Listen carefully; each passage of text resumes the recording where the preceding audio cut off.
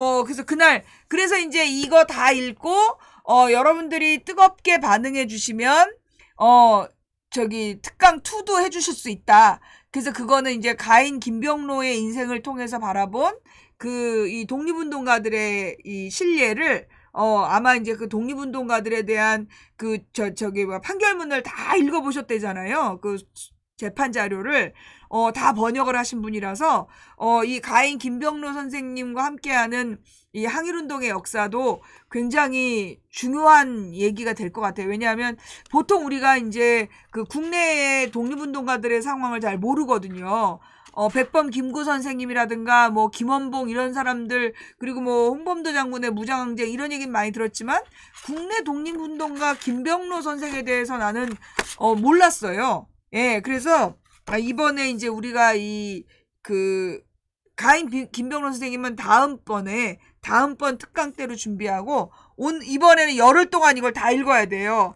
예, 이거 한 300 몇십 페이지짜리인데, 예, 350페이지 정도 되니까, 열흘 동안에 이거 다 읽고, 네, 한인섭 검색하세요. 예, 한인섭. 예, 한인섭 100년 이렇게 검색하셔갖고 100년의 헌법 찾으시면 됩니다. 그래서 3.1운동과 대한민국 탄생 이야기, 예, 3.1운동과 대한민국의 탄생 이야기.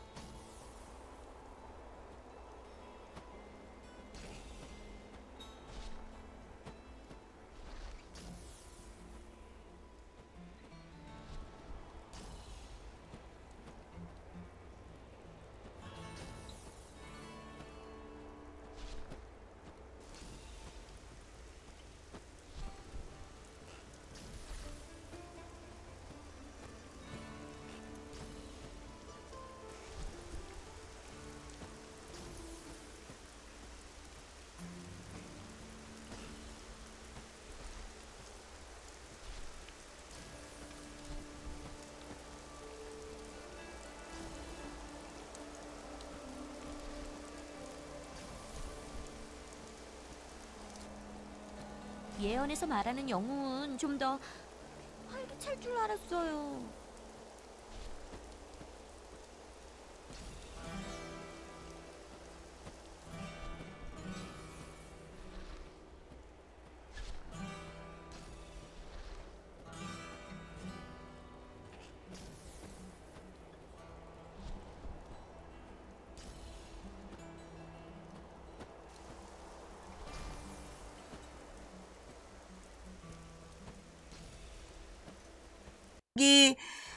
우리가 이제 4월 10일이 총선일이고요. 4월 11일 날이 대한민국 임시정부 수립 기념일이거든요. 예. 그래서 이 4월 11일과 3월 1일에 중간에 있는 3월 27일에 이제 강의를 잡았으니까 여러분들 뜨겁게, 예, 읽고 특강에 참여해 주시기를 부탁드립니다. 굉장히 유명한 분이래요, 이분이. 예. 이 서울대에서도 거의 뭐 가장 존경받는 교수로 들어가고, 그리고 이제 모든 그 형법 과목을, 그러니까 대한민국에서 형법을 가르치는 모든 학교에서 교과서를 이분의 책으로 한다. 예. 그래서 3월 27일이요. 3월 27일, 수요일 저녁 8시에, 이 서울대학교 법학과의 한인섭 교수님의 특강이 있으니까, 네, 여러분들의 많은 참여를 부탁드립니다. 정말 천재인 것 같아. 아는 게 너무 많으셔. 그분한테 나중에 이제 우리가 이제 내년쯤에는 이 일제 강점기에 그 시들이 갖고 있는 암호에 대한 질문을 드리면 끝도 없이 나올 것 같아요. 하여튼 뭐 하나만 던지면 끝도 없이 쫙 얘기가 나와. 그래서 자, 일단 형사정책연구소 원장님, 네, 엄청난 분이래요. 네, 그래서 하여튼 이 책 백년의 헌법, 이거 보고 우리 공부하는 거 3월 27일 준비 잘하자라는 이야기까지 드렸습니다. 자, 그렇다면 이제 오늘의 뉴스 들어갈게요. 오늘의 뉴스.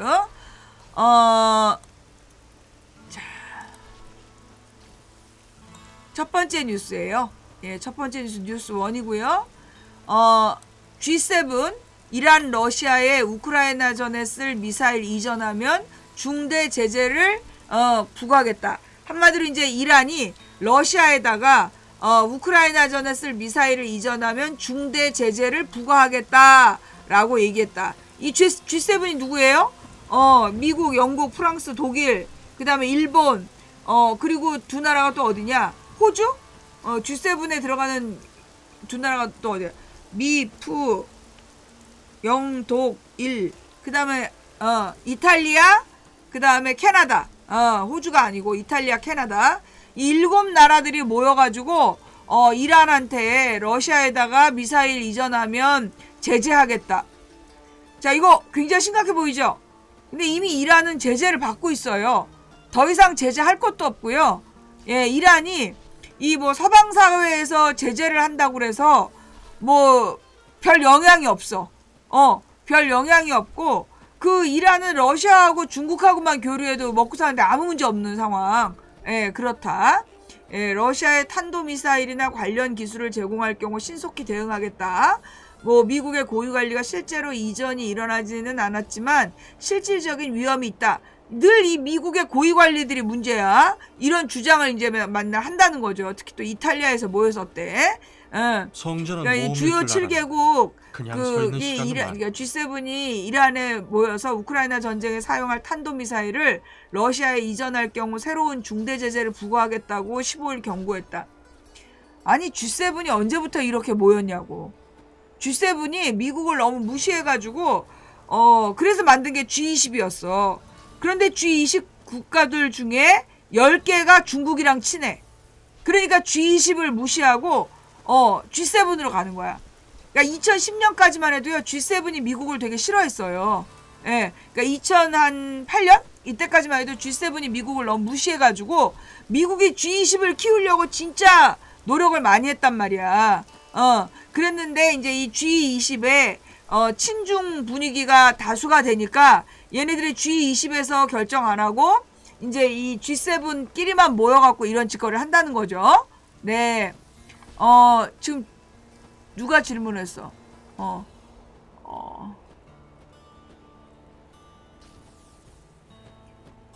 지금 질문한 사람 없지 않아요? 네. 누군지 몰라도 질문하시면 안 돼요. 네, 질문은 나중에 질문은 나중에 다 모아서 해주시고, 자, 그래서 AFP나 로이터 통신에 따르면 G7이 성명을 통해 이란이 러시아의 탄도미사일이나 관련 기술을 제공할 경우 새롭고 중대한 조치를 신속하고 조율된 방식으로 대응할 준비가 돼 있다. 협박이죠. 그러니까 이게 지금 이제 이란과 러시아하고 중국을 악마화하기 위해서 이런 어떤 여론몰이를 하고 있는 걸로 보인다. 네. 근데 미국의 행정부 고위관리가 언론에다가 누군지도 몰라. 행정부 고위관리래. 누군지 모른다는 얘기죠. 언론에 이란이 러시아의 탄도미사일 판매를 결정하면 비용이 이익보다 클 것이라며 이전이 실제로 일어나지 않았지만 그럴 수 있는 실질적인 위험이 있다. 지금 이란이 러시아에 미사일을 판다는 얘기를 했다는 거야, 안 했다는 거야? 그런 얘기 없어. 이제 지금까지 이란이 러시아에다가 탄도미사일을 판매한다는 얘기도 없었는데 그런데 이제 만약에 결정을 한다면 비용이 이익보다 크기 때문에 그럴 위험이 있다. 아직도 일어나지도 않은 일을 가지고 이런 쇼를 하고 있는 미국의 모습 을 보셨습니다. 예. 자, 두 번째 뉴스는 네타냐후 라파 지상전 승인 미국 민간 보호 계획이 뭐냐? 이게 무슨 얘기냐면 네타냐후가 라파를 지상전으로 공격하는 거를 승인을 했다는 거야. 공격 시도하겠다. 시작한다. 그러니까 이제 미국에서 민간 보호 계획이 뭐냐? 이걸 물어봤다는 거예요. 예, 지금 이제 라파에 피난민과 주민이 140만 명이 몰려 있는데 이스라엘 총리실이 민간인 대피가 준비 다 됐다라고 얘기를 했다는 거야. 그래서 미국이 민간인 보호 계획을 뭐냐? 그 계획서를 내라. 안 냈다는 거예요. 계획은 없는데 자기네들은 이미 뭐 민간인 계획이 있다. 라고 얘기하면서 지금 이제 공격을 하겠다는 거야. 그래서 이제 이스라엘 방위군의 지상군 작전을 네타냐후가 승인했다. 미국은 구체적인 민간인 보호 계획을 보지 못했다며 우려를 드러냈다. 타임 오브 이스라엘 CNN 등 외신에 따르면 네타냐후가 내각회의에서 이 같은 결정을 내렸다며 IDF는 작전을 수행하고 가자지구 민간인을 대피시킬 준비가 돼 있다고 밝혔다. 그런데 여기 있는 사람들 다 팔레스타인인들이고 총리는 또 인질 관련 하마스의 제안은 터무니없다며 이스라엘 대표단 내각이 입장을 정한 뒤 카타르 도하를 떠날 거라고 전했다. 하마스는 가자 지구에서 추가 휴전 및 인질 석방과 관련해 구체적인 조건을 제시하는 것으로 알려졌다. 이스라엘 매체 왈라는 자국 고위 당국자를 인용해 하마스가 휴전 첫 6주 동안 석방을 희망하는 팔레스타인 수감자 수를 처음으로 제시했다고. 그게 700에서 1000명 선이라고 전했다. 이스라엘은 라파의 작전을 시작하기 전에 팔레스타인 주민을 인도주의적 거주지, 이게 어디야? 인도주의적 거주지가 어딘데? 로 이동시킬 계획이다. 이집트 아니야? 다니엘 하가리 IDF 대변인은 이스라엘은 라파를 점령할 계획이라며 우리가 해야 될 일이다. 한편 라파 군사작전을 우려해온 미국은 민간인 피해가 발생할 수 있다며 비판적인 입장을 보였다. 토니 블링컨이 이 오스트리아 빈에서 열린 오스트리아 외무장관과 공동 기자회견에서 민간인을 위험에서 벗어나게 할 뿐만 아니라 위험에서 벗어난 뒤 그들이 피난처, 음식, 의약품, 의류 등을 적절히 지원받을 수 있는 분명하고 실행 가능한 계획이 있어야 한다. 지금 가자 사람들을 지금 어딘가로 피난을 시키겠다는 얘기네. 우리가 아직 그런 계획을 보지 못했다. 그러면서 지금 CNN의 민간인 보호에 우선순위를 둬야 한다는 점을 분명했다. 말이야, 막걸리야. 지금 가자에 대한 공격을 중단하라고 해야 되는데 이런 개소리를 하고 있으니까 계속 이 이스라엘이 두려운 줄을 모르고 지랄연정 하는 거 아니야. 세 번째 미국 이란과 비밀회담 성과없자 바로 후티를 때렸다. 이란하고 뭔가 비밀회담을 미국이 했다는 거야. 그동안에 이란은 적이라고 막 얘기해놓고 이란하고 비밀회담을 그동안 해왔던 거야. 그러다가 성과가 없으니까 바로 후티를 때렸다. 이란 요청으로 1월 10일에 오만에서 만났고요. 미국은 후티를 통제할 걸 요구했고 이란은 가자 휴전을 촉구했다. 미국과 이란이 오만에서 비밀회담을 가질 당시 미국은 이란 대리 세력의 홍해 미군기지 공격 중단을 요구했고 이란은 미국의 가자지구 휴전을 성사시킬 것을 촉구했다고 뉴욕타임즈가 보도했다. 양국 대표단은 지난 1월 10일 오만의 수도 무스카트에서 비밀리에 간접회담을 가졌다. 양측은 얼굴을 직접 맞대지 않고 별도의 방이 아니라 오만 당국자들을 통해 메시지를 전달하는 방식으로 대화를 한 것으로 전해졌다. 미국 대표단은 브렛 맥거크 백악관 중동고문, 이란 대표단은 알리 바게리칸이 외무차관. 이 회담은 13일 영국 일간 파이낸셜 타임즈의 보도로 처음 알려졌다. 미 당국자들에 따르면 이 회담은 이란의 요청으로 추진됐고 오만은 미국의 회담 수락을 강하게 권고했다. 간접회담이긴 했지만 양국이 협상을 벌인 것은 8개월 만이었다고 뉴욕타임즈가 전했다. 미국은 1월 회담에서 팔레스타인 지지를 명분으로 홍해를 지나다니는 선박을 공격하는 예멘 후티 반군과 이라크 시리아 내 미군 기지를 공격하는 무장 세력들을 이란이 통제해주길 원했다. 이라는 바이든 행정부가 가자지구 휴전을 도출해주기를 바랬다. 하지만 양측은 어떤 합의도 도달하지 못했고 미국은 대표단 철수 및 몇 시간 만에 예멘 내 후티 시설을 겨냥한 공습을 단행했다. 미국은 그때 갑자기 예멘의 후티 시설을 공격했던 1월 달이 비밀 협상에 실패했기 때문에 이런 짓을 한 거였구나. 또 지난 1월 27일 요르단 측은 미국이 4월 20일가 이라크 내 친이란 민병대에 카타이브 헤즈볼라 등의 드론 공격을 받아 미군 3명이 죽자 2월 3일 대대적인 보복 공격을 개시했다. 그러니까 대화를 하다가 지네 말 안 들어준다고 예멘을 공격했어. 그래서 예멘이 보복 공격을 했겠지. 그러니까 또 더 큰 보복을 했다는 거야. 미국의 한 고위 당국자는 긴장이 고조되는 상황에서도 미국이 여전히 이란과의 의지를 원한다는 의지를 보여주기 위해 회담을 시도했지만 결과가 나오지 않으면 무력을 사용할 태세였다고 전했다.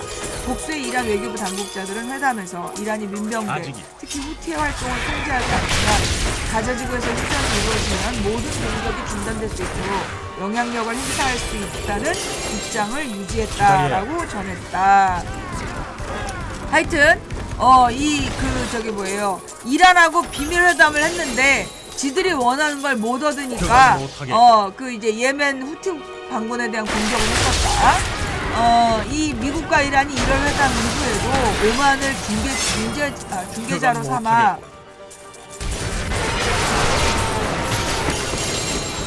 민병대 문제와 휴전에 대한 메시지를 정기적으로 교환해왔다고 양국 당국자들이 말했다.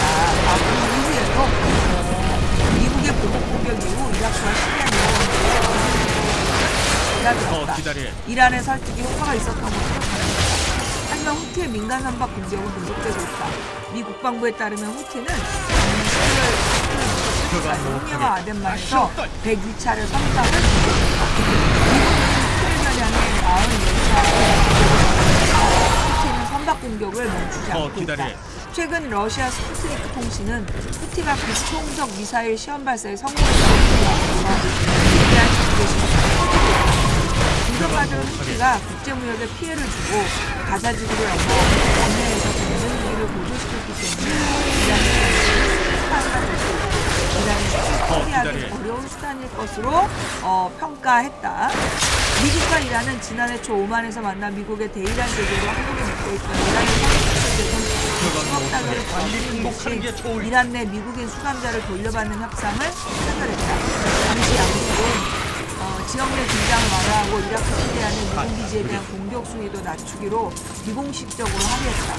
근데 그때 미국이 그 돈을 주기로 해놓고 못 주게 했잖아요. 이란의 정치 분석가 사상 카리미는 최근에 있었던 오만 협상의 목표는 양측이 비공식 합의로 돌아가 긴장을 낮은 수준으로 유지하는 것이었다며 양국 사이에 어떤 돌파구를 기대하기는 어렵고 특히 이란은 가자지구 국가들은 후티를 통제하지 않을 것이라고 진단했다.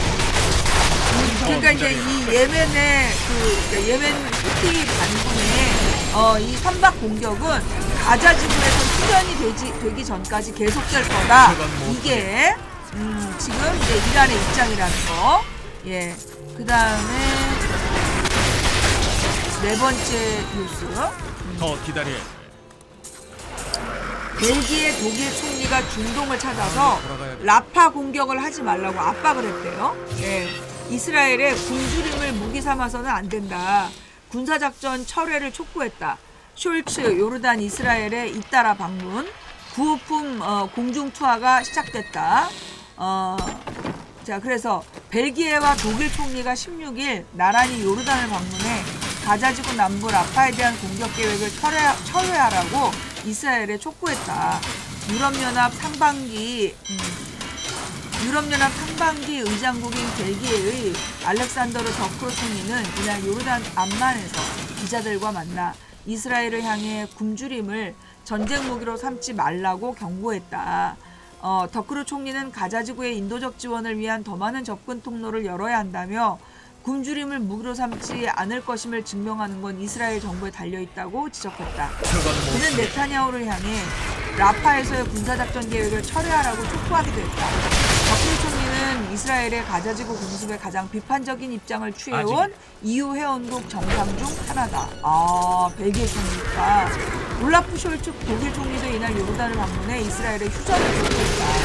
기자들에게 이들이 석방되고 가자지구의 인도주의적 지원을 할 수 있도록 최대한 빨리 휴전 합의가 이루어지는 것이 중요하다고 말했다. 이는 라파의 정면 공격은 수많은 민간인 사상자를 낼 수 있는 끔찍한 일이고 무조건 막아야 한다며 장기적인 관점에서 팔레스타인과 이스라엘의 평화적 공존을 어떻게 이룰지도 논의할 거라고 했다. 앞서 EU 회원국들은 작년 10월에 팔레스타인의 기습 공격을 계기로 무력 분쟁이 촉발된 초기만 하더라도 일부 회원국과 이스라엘 간의 긴밀한 관계 탓에 공개적으로 휴전 공격을 강조해왔다. 그러나 이스라엘의 이딴 공습으로 가자지구는 인도주의 상황이 최악으로 치닫자 EU 차원에서 보다 강경한 대외 메시지 발신이 필요하다는 목소리에 힘이 실리고 있다. EU 외교수장격인 호세프 보렐 외교안보 관련해서 지난 12일 유엔 안전보장이사회에 가자지구의 인도주의적 위기가 인재라며 이스라엘이 군주를 굉장히 무기로 사용하고 있다고 비판한다. 쇼츠 총리는 오늘 17일 압둘라 이스라엘 요르단 국가와 이스라엘 리치아 헤르즈 그 이스라엘 대통령을 차례로 만나 가자지구 구호를 논의하고 휴전을 촉구할 예정이다. 독일은 이날부터 가자지구 상공에서 구호품 공중 투하 작전을 시작했다. 오전 10시 요르단 공군기지에서 출격한 130 수송기가 C-130이 자발리아 상공에서 4톤 분량의 식량을 투하했다. 근데 쟤 바다로 또 보냈겠지. 사진도 없는 거 보니까. 그죠? 예.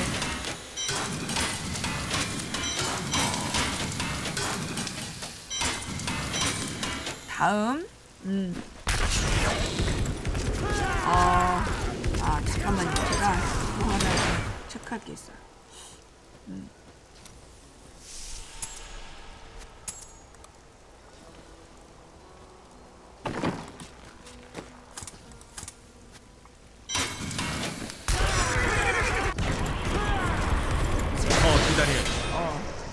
지금 이제 그 미국과 영국연합군이 예멘의 후데이다함에 4번 또 공습했다.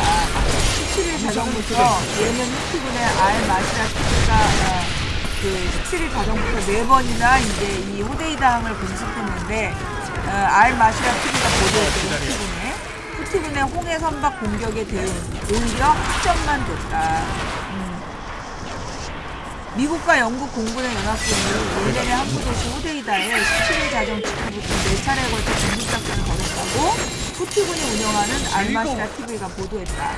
이 보도를 인용한 외신들에 따르면 미영 연합군은 호데이다의 두라이 히미 지역을 목표로 폭격을 진행했다. TV 보도에는 사상자 수나 자세한 피해 상황은 언급되지 않았다. 예멘의 후티 반군은 이스라엘의 공격에 대한 보복이라며 지난해 11월부터 홍해와 아덴만 일대에서 이스라엘과 연계되어 있다고 믿는 민간 선박들을 공격해왔다. 이에 대한 보복으로 미국과 영국이 예멘 국내 후티 시설 등에 대해 공군기의 폭격과 미사일 공격 등을 1월 중순부터 계속하고 있다. 하지만 미 영국 공격력이 약화되거나 후티군의 작전이 중단되기는커녕 오히려 후티군의 공세만 더욱 강화시키고 있다고 말씀드렸습니다. 미영 연합군은 지난달에도 호데이다항에 여러 차례 공습을 받았고 2월 24일에는 또 하다시대에 다시 야간에 미사일 공격과 공습을 했다. 근데 이게 도리어 그 후티 반군을 멈추게 하는 것이 아니라 후티 반군을 멈추게 하는 것이 아니라 도리어 지금 전쟁이 점점 확산되고 있다라는 이야기. 그다음에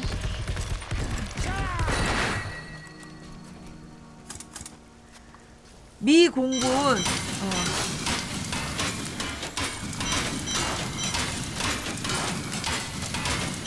미 공군이 아니었고 WHO가 이스라엘군에게 라파 공격 중지를 요구했다. 120만 난민이 갈 곳이 없다.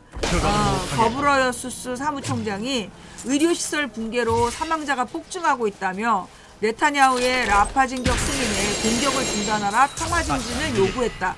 그러니까 이제 이스라엘이 마을로 이런 돌아가야겠어. 국제적인 반감을 각오하고 이제 공격을 하겠다는 거잖아. 근데 내가 볼 때 이스라엘이 이렇게 하는 게 나는 진짜 이스라엘의 멸망의 길로 가는 길이다라고 봐요. 예, 이 의료시설 붕괴로 사망자가 폭증하고 있다. 그러니까 이제 유엔 산하 세계보건기구 테워드로스 아드하놈 거브러 여수스 사무총장은 16일 제네바의 본부에서 성명을 발표했는데 이스라엘을 향해 남부 가자지구의 라파시에 대한 지상전 공격을 당장 중지하라고 요구했다. 성명은 가자지구 남단에 있는 라파시에 몰려있는 120만 명이 넘는 피난민들이 이젠 더 이상 갈 곳이 없으니 안전한 피난처도 없다고 X계정을 통해서 밝혔다. 우리는 이스라엘이 라파시에 대한 지상전 계획을 진행하기로 결의했다는 보도들이 나오는 데 대해 심각하게 우려하고 있다고 이 WHO 사무총장이 밝혔다. 그러면서 인구가 과도하게 밀집해 있는 도시에 대해 더 이상의 공격을 가한다면 더 많은 죽음과 고통이 따를 것이다. 특히 이 지역의 보건의료시설은 이미 과포화 상태로 기능을 잃고 있다. 이스라엘 네타냐후는 15일에 라파에 대한 공격 작전을 최종 승인했다. WHO는 그 직후 이스라엘 정부에게 이번 군사작전을 중단하고 그 대신에 인도주의 이름으로 평화를 향한 노력을 해달라고 강력하게 요구한 성명을 발표했다. 거브러 여수스 사무총장은 지금도 심각한 인도주의적 재앙을 더 이상 악화시켜서는 안 된다고 주장했다. 라파시는 이스라엘 최남단 국경도시로 이스라엘이 개전 초부터 가자 주민들에게 남쪽으로 대피를 지시한 이후 피난민들이 몰린 마지막 피난 도시다. 이곳은 원래 인구의 몇 배가 넘는 인구가 몰려있어서 이미 인도주의적 재앙 상태가 심각한 지역이다. 그런데 이 이스라엘이 여기까지 공격한다는 거는 정말 이제 있을 수 없는 정말 말도 안 되는 짓거리를 하고 있는 거죠. 나는 이거 진짜 벌 받을 거라고 봐. 진짜 벌 받아야 한다고 봐. 다음 뉴스는요. 이스라엘 시리아 군사기지 공습을 한다. 그러니까 그래서 올 들어 그 24번째 공격이다. 그러니까 이스라엘은 지금 모든 중동하고 다 싸우겠다라고 거의 미쳐 돌아가는 것 같아. 실성한 상태로 보여요. 그 시리아 국경 하나통신은 시리아 현지 시간 17일 새벽 남부 여러 지역에서 이스라엘의 공습으로 군인 1명이 부상했고 시리아 국경 언론이 부상했다고 시리아 국경 언론이 보도했다. 시리아 국경 산하통신은 익명의 군 관계자를 인용해 방공단은 이스라엘이 점령한 골란고원 방향으로 날아온 미사일 중 2주를 현지 시간으로 인한 자정 넘어 격추했다고 전했다. 성명에 따르면 공습은 물질적 손실과 군인 1명의 부상으로 이어졌다. 자, 그러니까 저 시리아의 방공망이 이스라엘이 점령한 골란고원 방향에서 날아온 미사일 일부를 이 자정 넘어서 격추했다라고 전했다는 거죠. 그래서 공습으로 1명이 다쳤다라는 이야기, 물질적 손해와 영국의 본부를 둔 전쟁 모니터링 기관인 시리아 인권 관련 이스라엘의 공습이 레바논 무장단체 헤즈볼라가 활동하고 있는 지역인 다마스쿠스 북부 쪽에 칼라무 산맥에 있는 그곳의 군사기지로 타격했다고 밝혔다. 그 한 곳은 시리아군이 사용하는 군사시설 내 무기 수송을 타깃으로 한 것이었고 다른 한 곳은 칼라문 산맥에 있는 공정부대와 인접한 곳을 타격한 것을 보였다. SOHR은 이번 공격이 이스라엘의 시리아 내부로 공격한 지 24번째 사례라고 밝혔고 이스라엘군은 올해 16번 공중공격과 8번의 지상작전을 시리아한테 펼쳤다. 이 과정에서 헤즈볼라, 이란의 중군사 혁명 수비대를 포함한 다양한 무장단체 소속 무장대원 43명과 민간인 9명이 사망했다. 근데 이 공격을 하면서는 진짜 이 수십억짜리 미사일을 계속 쐈겠죠. 근데 무장대원 43명과 민간인 9명을 죽이기 위해서 이 미국과 영국 연합군이 어마어마한 돈을 쓰고 있다는 거야. AP통신에 따르면 이날 공습에 대해 이스라엘의 즉각적인 성명을 했다. 이스라엘은 시리아에서 이란과 연결된 목표물들에 대해 가진 공격을 가하지만 거의 인정하고 있지 않다고 AP가 전했다. 가자지구 전쟁과 레바논과 이스라엘 국경에서 헤즈볼라와 이스라엘 군대 사이에 계속되는 충돌을 배경으로 공습은 지난 5개월 동안 확대됐다. 이스라엘군은 5개월간 헤즈볼라 목표물에 대해 4,500건의 와, 헤즈볼라하고도 지금 전쟁 중이라고 봐야 되겠네요. 중동 전쟁이네. 헤즈볼라에 대해서 4,500건의 공격을 감행했고 대부분 레바논에 있었고 일부는 시리아에 있었다. 이스라엘은 성명을 통해 시리아 전선에 헤즈볼라 입지를 강화할 수 있는 어떤 시도도 허용하지 않을 거라고 밝혔다.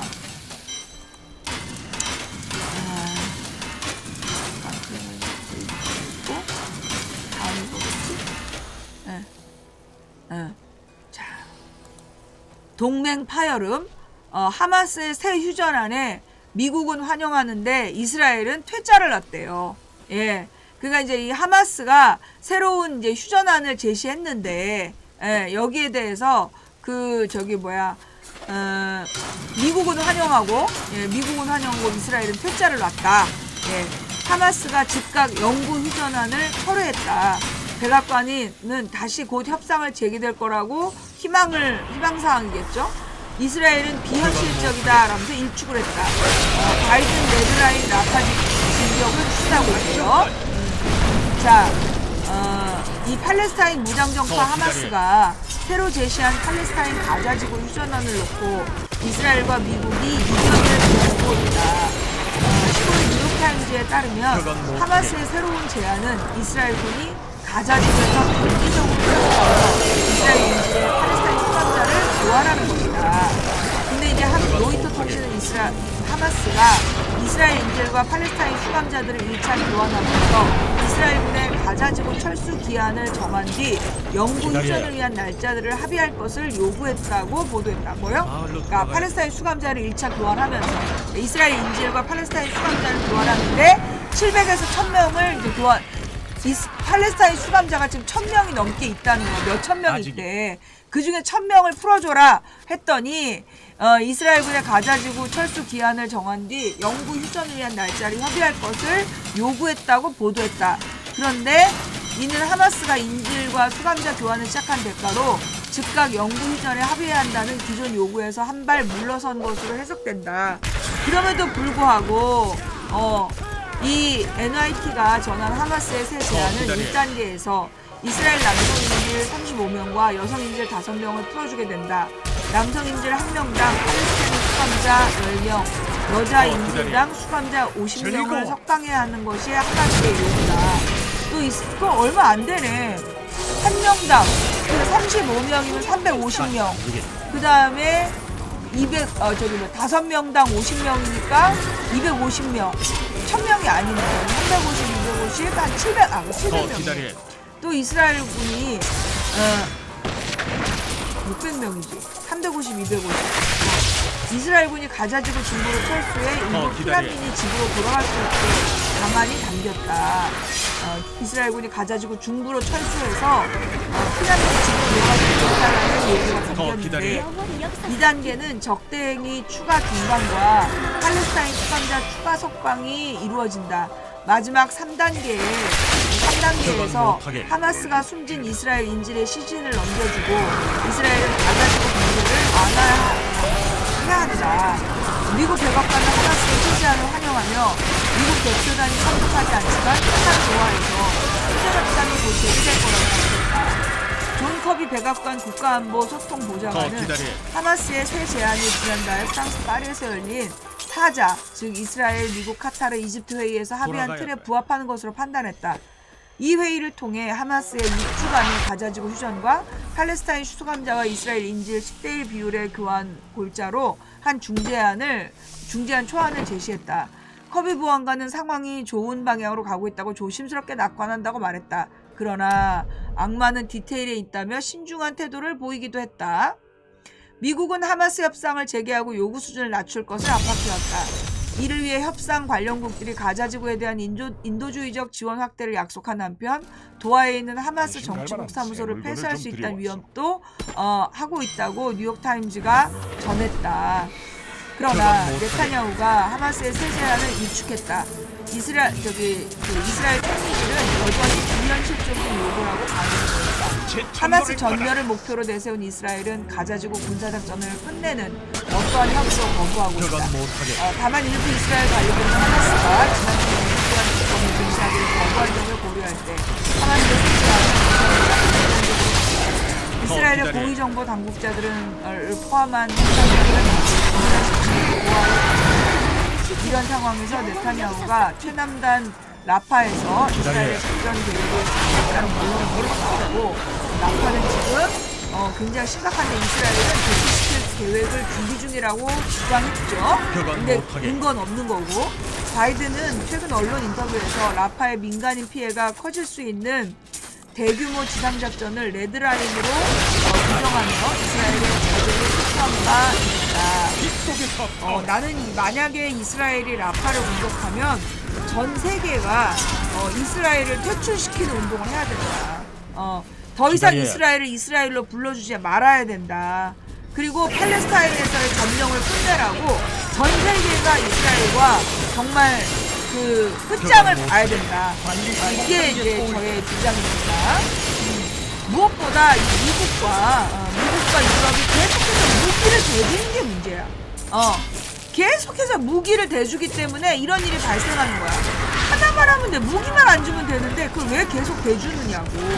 난 그래서 미국과 유럽이 나는 공범이라고 봐. 미국과 이 이스라엘의 무기를 대주는 모든 인간들이 공범이다. 자, 다음. 더 기다려. 저기 접점 찾을까? 가자 휴전협상 17일 카타르에서 재개. 더 기다려. 진짜? 이스라엘의 일단 대표단이 파견했고 전쟁 내각 협상 전략을 논의 중인데 하마스의 요구가 완화돼서 1단계 육주휴전, 인질 수감자 교환 이걸 지금 싫다고 그런 거 아니에요? 이 오늘 아침 10시 기사인데 이 조그마까 기사에서 이걸 지금 1단계 육주휴전 이거 수감자 교환 이거 못했다는 거 아니야? 영구종전 걸림돌을 치웠지만 인질 교환 비율 등 여전히 난제. 그런 것 같은데요? 네. 그래서 교착 상태에 빠져서 휴전정이 2년 17일 카타르에서 재개될 예정이다. 잠깐만. 아까 기사가 며칠자 기사인지 보자. 그건 못하게.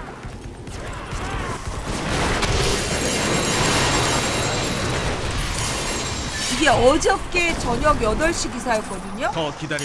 이제 이 미국을 환영하고 이스라엘을 퇴짜랐다는 게 어저께 8시 기사였는데 지금 다시 나온 기사를 보니까 이제 17일 날 기사야. 오늘 아침 10시.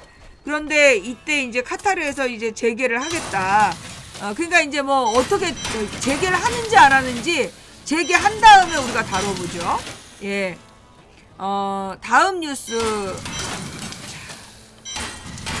가자에 가려진 잠깐만요. 수단 내전 290만 명의 어린이가 영양실조래. 가자에 가려진 수단 내전으로 290만 명의 어린이가 영양실조를 앓고 있다. 신은 위대하다. 24년 3월 12일 알 모한디 정군이 이 지역을 장악했다. 수단 정부군이 반란군에 빼앗겼던 국영방송사 건물을 다시 장악한 거다. 내전 11개월째를 맞은 수단에서 여전히 무력 충돌이 이어지고 있다. 지금까지 파악된 것만 12,000명이 넘게 죽었고 약 800만 명이 피난을 떠났다.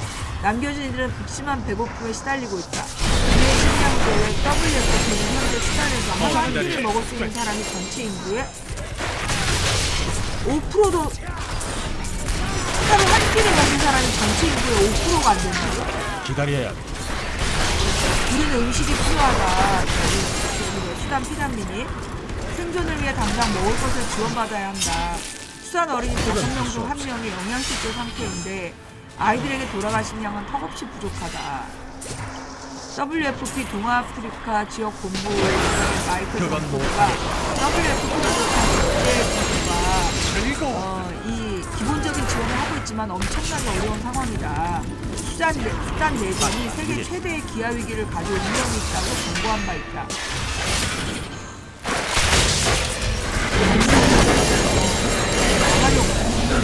WFP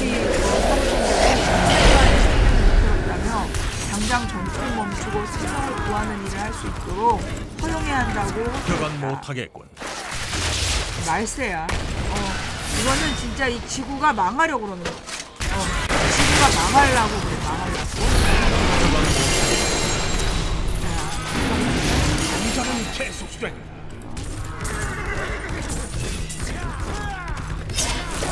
더 기다려.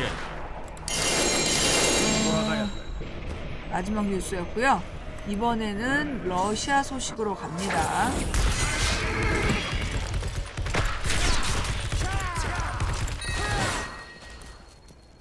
우크라 파병 논란 마크롱.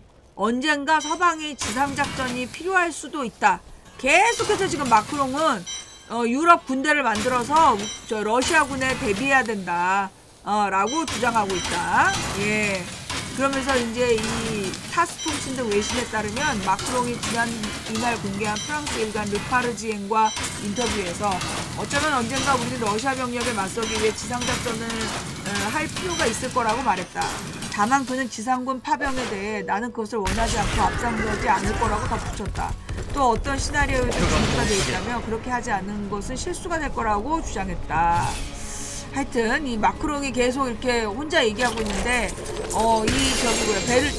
독일과 폴란드와 무슨 이제 이걸 무슨 회담이라 되게 중요한 회담이라고 그러는데 이걸 하고 있는데 뭐 우크라이나의 무기를 변함없이 지원하겠다. 이 사람들이 계속 변함없이 무기를 지원해서 지금 우크라이나 군인들이 계속 죽어가는 거야. 하여튼 이제 이 마크롱이 지금 갈 때까지 간 것 같다라는 거고요. 예, 잠깐만요. 그 다음에 두 번째 기사는 군대 사기 진작도 돈이 투토약? 우크라이나의 고민 알고 보니 이것이라는 기사예요. 예, 군대 사기 진작에도 돈이 투토약? 우크라이나군의 고민도 알고 보니 이거라는 기사인데요. 네. 이게 무슨 얘기일까요?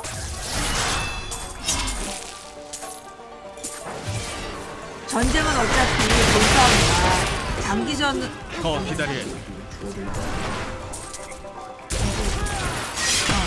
전쟁은 어차피 돈싸움이다.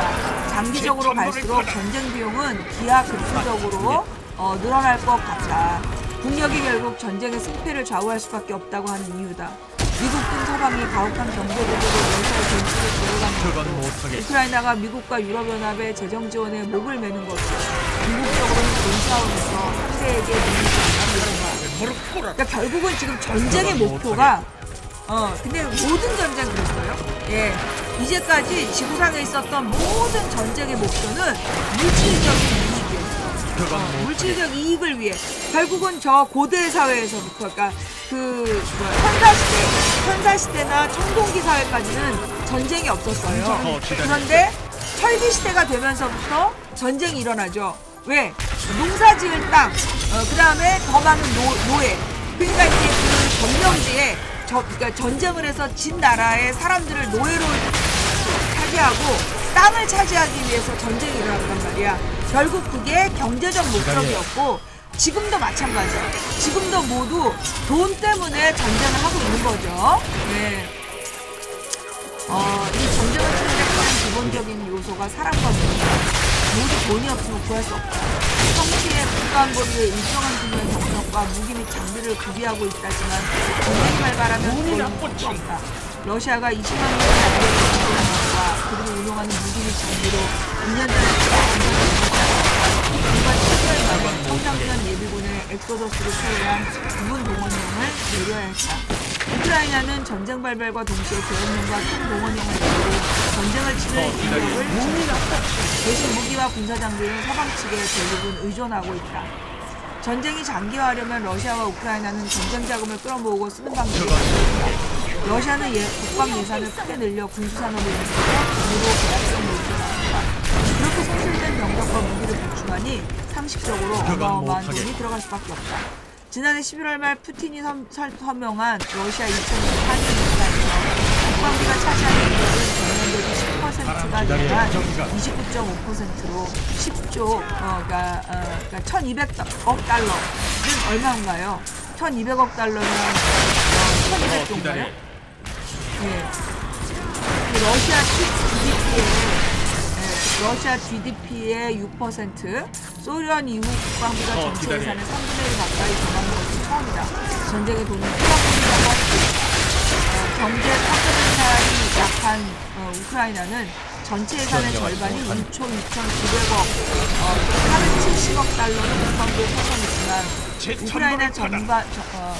우크라이나는 전체 전비의 3분의 1 정도에 그친다. 그럼에도 GDP의 22%에 해당한다. 단순 예산으로 개인이 안 된다. 서방이 그동안 우크라이나에 수백억 달러치의 군수 물자를 지원해 왔기 때문에 지금까지 버텨왔다고 봐야 한다. 러시아 국영 타스 통신의 집계에 따르면 서방 측이 개전 후 1년간 우크라이나에 제공한 지원금은 1,500억 달러. 이중 직접적인 군수물자 지원만도 수백억 달러. 우크라이나가 최근 전쟁에 시달리는 것도 대전 초반에 비해 크게 줄어든 서방 측의 지원 탓이다. 아니 생각을 해봐. 지금 계속해서 서방 돈으로 전쟁을 치르고 있는데 그 나라들 돈은 뭐 그냥 저기 땅에서 주워서 하는 돈이냐고. 결국은 그게 서방 사회, 서구 사회, 서유럽에 서유럽에 또는 이 동유럽에 시민들 복지기금으로 들어가야 될 돈을 지금 전쟁 비용으로 쓰고 있는 거잖아. 국민 세금을. 이 러시아의 일간 러시스카야 가제타 등 현지 언론에 따르면 푸틴은 지난 11일 특수군사작전 지역에서 사망한 군무원과 경찰 등 접시 패기한 요원들에게도 약 7천만 원의 보상금을 지급하도록 했다. 부상 시에는 300만 루블을 위로금으로 제공한다. 이 지시가 주목을 받는 것은 최전선 군인들에게 제공되는 보상체계를 군무원 등 지원 인력에게도 확대 적용함으로써 노리는 사기 진작 효과다. 목숨을 걸고 특수군사작전에 참여하는 모든 이들에게 국가가 목숨값을 확실히 보상하겠다는 뜻이다. 우리나라 군인은 지금 뭐 10만 원인가 나온다죠? 예.